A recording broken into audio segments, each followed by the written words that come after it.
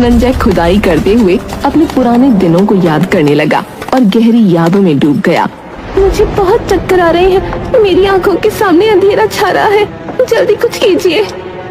तुम अपना ख्याल रखना, मैं बस अभी पानी लेकर आता हूँ, ठीक है?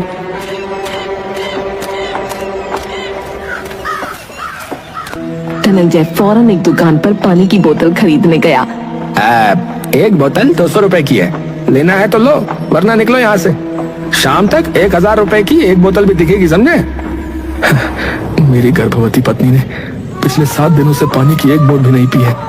उसके शरीर में पानी की बहुत कमी है। सिर्फ 1 गिलास पानी दे दोगे तो वो भी चलेगा। मैं हाथ जोड़ता हूँ भैया, मैं बहुत गरीब हूँ, मेरे पास 1000 रुपए तो छोड़ो, 200 रुपए भी नहीं है। अरे अगर ऐसे ही तरस खाकर सब पर मेहरबानी करता रहूंगा तो मैं तो भूखा ही मर जाऊंगा भाई। देखो भाई, मैं तुम्हारी कोई मदद नहीं कर सकता, ठीक है? आगे जाओ आगे। इतनी ही दिक्कत है तो जाकर मुखिया जी से बात क्यों नहीं करते हो? अभी अगर 1 रुपया कम कर दिया मैंने तो वो मुझे फिर यहाँ पर बैठने भी नहीं देंगे। आसपास की सारी दुकानों में उन्हीं के नाम का पानी बिकता है, समझे?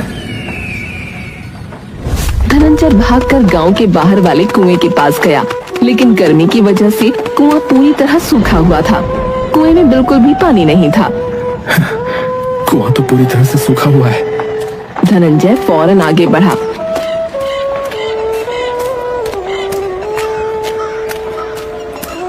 वो दूसरे गांव के कुएं के पास गया, लेकिन वहां तो खूब लंबी लाइन थी कुएं से पानी निकालने के लिए। बहन जी मुझे पानी भरने दीजिए ना, मेरी गर्भवती पत्नी घर पर पानी के लिए तड़प रही है, कृपया पानी दे दीजिए। मेरे भी ससुर जी बहुत बीमार हैं, जिनके लिए सुबह से लंबी लाइन में लगी हूँ। अचानक से तुम आकर कह रहे हो कि मैं तुम्हें पानी भरने दूं? बिल्कुल भी नहीं। धनंजय को वहाँ से भी भगा दिया गया। बात सिर्फ पानी की नहीं थी, गांव में इतनी गर्मी थी कि उस गर्मी के कहर के कारण किसी भी गरीब के लिए समय काटना बहुत मुश्किल था। ऊपर से धनंजय की पत्नी तो गर्भवती भी थी।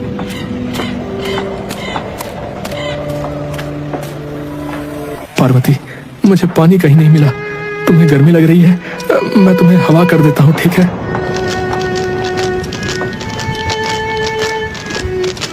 पार्वती बस मुस्कुराकर धनंजय की तरफ देख रही थी। अरे तुम इतना क्यों मुस्कुरा रही हो पार्वती? क्या क्या बात है? ये ठंडी हवा तुम्हें अच्छी लगती है ना? है ना? लेकिन पार्वती ने कोई जवाब नहीं दिया। पारो, हे पार्वती, पार्वती, तू कुछ बोल क्यों नहीं रही है रे? कुछ देर बाद धनंजय को एहसास हुआ कि पार्वती अपना दम तोड़ चुकी है। पार्वती और उसका बच्चा अब इस दुनिया में नहीं है। पार्वती, पार्वती, नहीं नहीं नहीं, मेरी पार्वती मुझे छोड़कर चली गई। नहीं नहीं पार्वती, नहीं। अरे हे भगवान, ये क्या हो गया? अब मैं कैसे जीऊंगा, कैसे रहूंगा?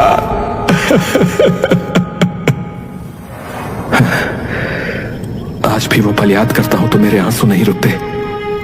उस दिन के बाद से हर एक दिन अपने आखिरी दिन की कामना करता हूं, लेकिन मैं जब तक भी जिंदा हूं ऐसी मौत किसी को नहीं आने दूंगा, किसी को नहीं। इतने सालों तक बस मैंने इंतजार किया कि मुखिया ही कुछ करेगा, लेकिन अब नहीं, अब नहीं। धनंजय फिर से खुदाई में लग गया। सुबह से शाम तक खुदाई करके उसकी हालत खराब हो चुकी थी, लेकिन गांव वाले तो बस दूर से ही उसे देखकर उसका मजाक बना रहे थे। इसे क्या लग रहा है, 1-2 फीट खोदने से पानी निकल आएगा? अरे जमीन के बहुत अंदर जाना पड़ता है पानी देखने के लिए। ऐसा लग रहा है चूहा चला पहाड़ खोदने। हाँ। अब शाम हो गई थी, वो अपने घर पहुंचा। अरे पारो, जरा एक गिलास पानी तो देना। इतने साल हो गए हैं पारो को गुजरे हुए, लेकिन मेरी आदत है कि कभी जाती ही नहीं, घर आते ही पार्वती से पानी मांगना। चलो खुद ही ले लेता हूँ। बाजू में पानी का मटका था, लेकिन उसमें पानी की एक बूंद न थी। पानी तो इसमें बिल्कुल भी नहीं है। अब ना मैं पानी पी सकता हूँ और ना ही खाना बना सकता हूँ। चलो यूं ही सो जाता हूँ, थक भी गया हूँ। वैसे भी खाना बनाने का मन ही नहीं कर रहा है। धनंजय बिना खाए ही सो गया। अगले दिन सुबह जल्दी उठकर खुदाई के लिए निकल पड़ा। गांव का मुखिया वहां से गुजर रहा था। अरे धनंजय, अकेले एक कुआं खोदकर पानी पियोगे क्या? अरे मुखिया जी, आप ही गांव के कर्ता धर्ता हैं, लेकिन जब आप ही लालची और मतलबी बन जाएंगे तो हमें ही करना पड़ेगा ना। कुआं खोदने के बाद सिर्फ मैं ही क्यों पानी पीऊंगा, पूरा गांव पानी पिएगा। इस धनंजय के बच्चे का तो कुछ ना कुछ तो करना पड़ेगा। लगता है ये मेरे पानी का बिजनेस बिल्कुल ठप ही करके मानेगा। अगर इसने यहाँ कुआं खोद दिया तो भला मेरी उन दुकानों से मुंह मांगी कीमत में पानी कौन खरीदेगा। इसको तो ठिकाने लगाना ही पड़ेगा। मुखिया वहां से इतराते हुए आगे बढ़ गया। आज भी जी तोड़ मेहनत करता है। ऐसे ही देखते देखते कई दिन बीत गए। बिना खाए पिए अपनी पत्नी को याद करते हुए इस गर्मी में धनंजय कुआं खोदने में लगा हुआ था। कई सारे लोगों ने उसका आत्मविश्वास घटाने की बहुत कोशिश की, लेकिन धनंजय रुका नहीं, लगा रहा। आज पूरे 12 दिन हो गए मुझे ये काम करते हुए। जल्दी ही भगवान की कृपा रही तो सफल भी हो जाऊंगा। धनंजय ठीक से कुछ खा पी भी नहीं रहा था। वो बहुत कमजोर दिख रहा था। पैरों में जान नहीं थी, शक्ल पर रौनक नहीं थी। अगली सुबह जब धनंजय को बहुत कमजोरी का एहसास हुआ। हिम्मत मत हार धनंजय, हिम्मत मत हार। तुझे करके दिखाना है। पहाड़ों को तुझ पर बहुत गर्व होगा। फसल तो चल गई है तेरी, और खाने के लिए भी कुछ है नहीं तेरे पास। कोई बात नहीं, कोई बात नहीं। उसके बाद धनंजय काम की तरफ आगे बढ़ा। धनंजय बहुत गहरा गड्ढा कर चुका था। अब लोगों को धनंजय पर यकीन आने लगा था, इसीलिए अब वो भी उसके साथ कुआं खुदवाने में लग गए। माँ, धनंजय काका के लिए 2 रोटी बांधो। देखो ना कितना गहरा कुआं खुद गया है। लगता है थोड़े दिनों के बाद पानी भी निकल आएगा। अपनी माँ से 2 रोटी और प्याज लेकर चिंटू धनंजय के पास पहुंच गया। धनंजय काका, खाना खा लो। चिंटू, है चिंटू। अरे बेटा अपनी माँ से छुपा कर लाया है क्या? सच बता, सच बता। नहीं, माँ ने तो खुद बांध कर दी है। मैं यहाँ आपकी मदद करने भी आया हूँ। आप थोड़ी देर बैठकर आराम कर लो, तब तक मैं खुदाई करता हूँ। धनंजय मुस्कुराकर बैठ गया और चिंटू काम पर लग गया। आते जाते लोग ये नजारा देख रहे थे। अरे वाह धनंजय, अरे भैया तुमने तो कमाल ही कर दिया। अरे लग नहीं रहा था कि तुम अकेले इतना बड़ा गड्ढा खोद दोगे। रुको भाई, अब तो मैं भी मदद में लगता हूँ तुम्हारी। अब तो बस पानी निकाल कर ही दम लेंगे। हाँ। और ऐसे ही देखते देखते बाकी गांव वालों ने भी इसमें हिस्सा लिया। गड्ढा दिन पर दिन गहरा होता चला गया, लेकिन पानी की एक बूंद भी अब तक नजर न आई थी।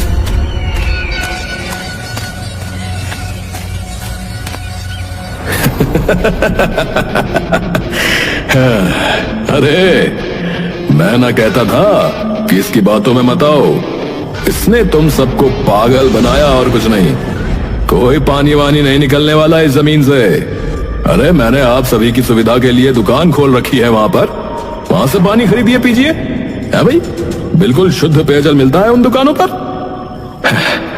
वो सारी दुकानें तो आपकी ही हैं मुखिया जी। वहां पर पानी तो मिलता है, लेकिन बहुत ही महंगा, और इससे सिर्फ और सिर्फ आपका फायदा होता है। थोड़े दिन रुक जाइए, फल जरूर मिलेगा। मुखिया ने गांव वालों को भड़काने की बहुत कोशिश की, लेकिन इस बार गांव वाले धनंजय की तरफ थे। मुखिया जी, अब इतने दिन इंतजार किया है तो थोड़ा इंतजार और सही। मुखिया वहां से चला गया। सभी गांव वाले दिन रात मेहनत कर रहे थे, और तभी धनंजय की एक कुल्हाड़ी के बाहर से पानी की धार बाहर निकल आई। सभी गांव वालों में खुशी की उमंग फैल गई। सभी इसे उत्सव की तरह मनाने लगे। भैया, बधाई हो भैया, देखो पानी निकला है। भैया पानी निकल गया। बधाई हो भैया। पानी निकल गया। जाओ प्रभु। हाँ, पानी निकल आया। मैंने कर दिखाया पारो, मैंने कर दिखाया मेरी पारो। मैंने गांव में एक कुआं खोद ही दिया। मेरा विश्वास था कि वहां से पानी निकलेगा, और देखो देखो आज पानी निकल आया। आज तुम होती तो कितनी खुश होती। अरे धनंजय भाई, ये सब तुम्हारे ही विश्वास और मेहनत का फल है भैया। अरे भैया, मानना पड़ेगा, जय हो। तुमने अकेले ही कई फीट गहरा गड्ढा खोद दिया था भैया। अरे उस दिन पहले शुरू में तो हमें मजाक लग रहा था, लेकिन भैया मानना पड़ेगा, विश्वास और मेहनत रंग लाई। इस कुएं का नाम जो है तुम्हें ही रखना चाहिए भैया। हाँ क्या इस कुएं का नाम? हाँ, ये मैंने अपनी पत्नी की याद में बनाया है। जो हाल मेरी पत्नी का हुआ, भगवान ना करे वो किसी का हो, और अब भगवान की दया से किसी का होगा भी नहीं। इसीलिए इस कुएं का नाम आज से पार्वती कुआं है। सभी बहुत खुश थे। पार्वती कुएं का नाम रखने के लिए भी मुखिया को याद नहीं किया गया। ये बात मुखिया को बहुत खटकी। गांव में खुशी की लहर थी। सभी कुएं का मीठा मीठा पानी पी रहे थे, और खेतों में सिंचाई भी बहुत आसानी से हो पा रही थी। कुआं तो खोद दिया है उस धनंजय के बच्चे ने, लेकिन इतनी आसानी से मेरा बिजनेस बंद नहीं कर सकता वो। अरे इतनी सारी दुकानों पर पानी बिकवाता हूं मैं, वो सब कौन खरीदेगा? उसकी सारी हेकड़ी तो निकालनी ही पड़ेगी। कुछ दिनों तक गांव में सब कुछ कुशल मंगल था। सब बहुत खुश थे, और सभी समय समय पर धनंजय को खाना भी दे दिया करते थे। देखो पार्वती, देखो आज सब ठीक हो गया। तुम्हारे नाम से एक कुआं भी है गांव में, उसमें पानी भी आता है। गरीब पर गर्मियों का कहर तो बहुत पहले से टूट रहा था, लेकिन अब पानी की वजह से गांव में थोड़ी राहत है, वरना गर्मी में पानी भरने के लिए भी कई मीलों तक चलना पड़ता था। धनंजय अपनी पत्नी को याद करके खुद से बातें कर ही रहा था कि इतने में ही गांव वालों का शोर सुनाई देने लगा। वो फौरन जब बाहर गया तो उसने देखा सभी लोग कुएं के इर्द गिर्द खड़े हैं। क्या बात है भाई, यहाँ क्यों खड़े हो? राम राम, इस कुएं का पानी तो दूषित हो गया है, पीने लायक नहीं रहा। न जाने कौन सा जानवर जाकर इसके अंदर मर गया। देखो तो पूरा पानी लाल लाल नजर आ रहा है। मैं तो यहाँ का पानी ना पीऊंगी। अरे भाई, क्या हम सबको बीमार पड़ना है भैया जो इस कुएं का पानी पियेंगे? अरे चलो सब यहाँ से। लगता है मुखिया जी की दुकान से पानी खरीद कर ही पीना पड़ेगा। सभी ने कुएं का पानी पीने से मना कर दिया। धनंजय ने कुएं के अंदर झांक कर देखा तो उसमें एक बहुत बड़े जानवर की लाश पड़ी थी। धनंजय समझ गया कि ये किसी की साजिश है। वो अपनी जान पर खेलकर कुएं के अंदर गया। उसने उस जानवर को निकाला और पानी को साफ करने का फैसला किया। वेद पुराणों में लिखा है कि कुछ ऐसे पत्थर और जड़ी बूटियां होती हैं जिन्हें पानी में रखकर पानी की शुद्धता को बढ़ाया जाता है। मुझे उन्हें ढूंढना होगा। अब एक बार फिर से मुखिया का बिजनेस दौड़ने लगा। मैं कहता न था, मुझसे टकराने की कोशिश मत करना, वरना चूर चूर कर दूंगा। कई सारी मेहनत पानी में, अब वो धनंजय का बच्चा क्या करेगा? मुखिया जी, मैंने सुना है कि वो पहाड़ों की तरफ निकला है। पानी को शुद्ध बनाने वाली जड़ी बूटियां लाने गया है वो। क्या कहा? ऐसा कर रहा है? सुनो, उस धनंजय के हाथ पैर तोड़वा दो। वो आगे नहीं बढ़ना चाहिए, समझे? लगता है इसको रोकने का सिर्फ यही एक रास्ता बचा है। मुखिया ने अपने आदमी को भेजकर धनंजय को मारने की कोशिश की। अरे भाई, मेरा रास्ता क्यों रोका हुआ है? कौन हो आप लोग? मेरी तरफ क्यों बड़े चले आ रहे हो? अबे अभी पता चल जाएगा। इसे भी मार कर इस कुएं में फेंक देंगे। अपनी पत्नी की निशानी के साथ चल बसेगा ये भी। चलो रे, मारो इसे। आदमियों ने धनंजय को मारना शुरू किया। दूर से गुजर रहा रामू ये सब देख रहा था। वो फौरन गांव में गया अरे अरे वहाँ कुछ लोग धनंजय को मार रहे हैं भैया। अरे जल्दी चलो जल्दी, अरे चलो। खूब लाठीचार्ज हुआ, सभी लोग घायल हुए, लेकिन अंत में धनंजय की जान बच गई। गांव वाले फौरन धनंजय का इलाज कराते हैं। धनंजय को होश आने के बाद सबने उससे पूछना शुरू कर दिया, धनंजय भैया इतनी रात गए तुम अकेले कहाँ जा रहे थे भला, वो भी गांव से बाहर? वो कौन थे जो लोग तुम्हें मारने आए थे? वो तो रामू ने तुम्हें सही समय पर देख लिया, वरना आज तो अनहोनी हो जाती।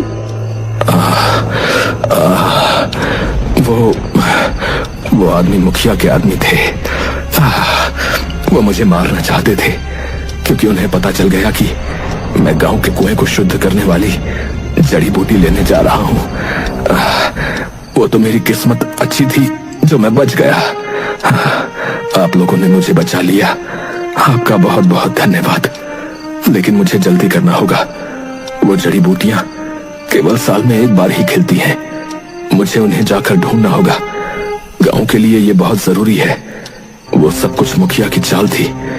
कुएं में जानवर को मारकर भी मुखिया ने फेंका था। ये सुनकर लोगों में जुनून की एक उमंग दौड़ने लगी। क्या कहा काका?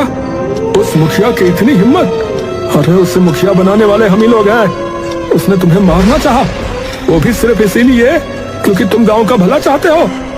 आज के बाद उसकी दुकानों से कोई भी पानी नहीं खरीदेगा भैया। सुन लो सभी के सभी। हम कुएं का ही पानी पिएंगे। धनंजय भाई अब हमें बताइए वो जड़ी बूटियां कहाँ मिलती हैं, हम उन्हें लेकर आएंगे। पीछे से सभी गांव वाले हाँ में लाने लगे। हम सभी जो है पार्वती कुएं का ही पानी पिएंगे। धनंजय भाई आप हमें बताइए कि वो जड़ी बूटियां कहाँ मिलती हैं, हम उन्हें लेकर आएंगे। धनंजय सभी को रास्ता बता देता है। गांव से कुछ लोग जड़ी बूटियों की तलाश में निकल पड़े और 3 दिन बाद जड़ी बूटी लेकर लौट भी आए। ये लो काका, हम जड़ी बूटियां ले आए हैं। अब आप बता दो कि इन्हें कुएं में कैसे और कब डालना है। सबसे पहले पत्थरों को कुएं में फेंका गया और उसके बाद धीरे धीरे जड़ी बूटियों को भी। कुएं का पूरा पानी शुद्ध हो चुका था और लोगों ने मुखिया की दुकानों से सामान लेना बिल्कुल बंद कर दिया। मुखिया जी, लोगों ने हमारी दुकान से पानी तो क्या सामान भी खरीदना बंद कर दिया है।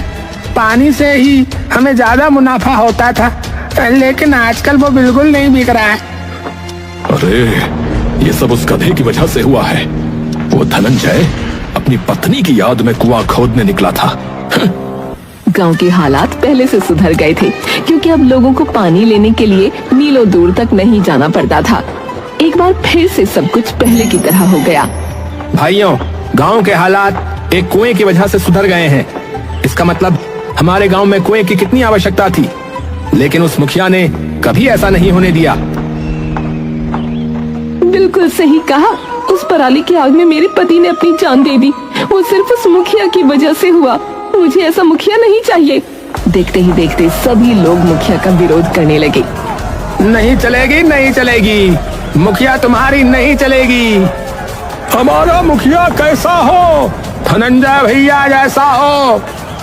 ऐसे ऐसे नारे लगाकर सभी मुखिया का विरोध कर रहे थे और मुखिया के घर पर पत्थरबाजी कर रहे थे। अरे अरे जल्दी जल्दी सामान बांधो, हमें यहाँ से फौरन निकलना होगा।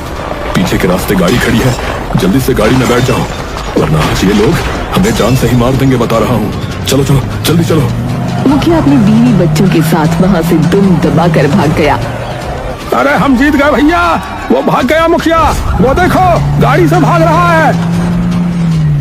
हाँ, आज से हमारा मुखिया जो है वो धनंजय है भैया। अरे अरे ये सब क्या बोल रहे हो भाई? मैं और मुखिया, मैं कैसे हो सकता हूँ? नहीं नहीं, इतनी बड़ी जिम्मेदारी मुझे नहीं चाहिए। अरे ये कैसी बातें कर रहे हो धनंजय? तुमने इस गांव का भला चाहा, हमने ही तुम्हारा साथ नहीं दिया था, और अब जब हम तुम्हारा साथ दे रहे हैं तो तुम कह रहे हो कि तुम्हें मुखिया नहीं बनना। अरे मैं तो बस तुम्हारे बीच रहकर ही सब अच्छा होते हुए देखना चाहता हूँ। अरे मेरा एक खेत है, उसमें खेती करके मैं खुश था। तुम्हें हमारी खुशी के लिए ही मुखिया बनना होगा भैया। जिस दिन तुम मुखिया की कुर्सी पे आ जाओगे, हमारा गांव भी तरक्की के रास्ते पे आ जाएगा। इस बात को समझो जरा। अगर आप सब इतना कह रहे हैं तो मैं आप लोगों के लिए मुखिया बनने के लिए तैयार हूँ। और उस दिन के बाद से उस गांव का मुखिया धनंजय बन गया। धनंजय रोजाना गांव में सुविधा उपलब्ध कराने के तरीके ढूंढा करता था। सब लोग बहुत खुश थे। धनंजय ने ऐसे कई तरीके निकाले जिससे गरीब पर गर्मियों का कहर न पड़े, जिससे सभी लोग बहुत खुश थे।